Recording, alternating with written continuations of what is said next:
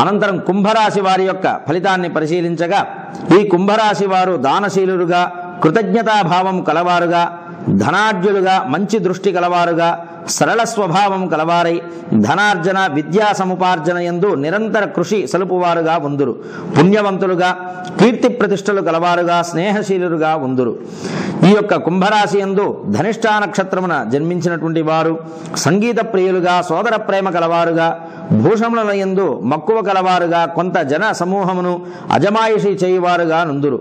శతభిషాజనితులు, భాగ్యవంతులు, కఠినులు, అన్య దేశముల యందు నివాసము కలవారై ఉందురు. పూర్వాభాద్ర నక్షత్రము వారు వాక్చాతుర్యము కలవారుగా, సుఖవంతులుగా, సంతానవంతులుగా, నిద్రయందు ఎక్కువగా ఆసక్తి కలవారై బహుకార్యముల యందు ఆసక్తి ఉన్నను సాధించుట యందు సఫలతను పొందజాలరు. ఈ సంవత్సరము పూర్వార్ధమున వ్యర్థ ప్రయాణములు, శరీరమున అలసట, ద్రవ్య నష్టములు అధికముగా ఉండును. ఆరోగ్యమున మార్పులు, మనసును ఆందోళన, భయము మొదలగు ఫలితములు ఉండును.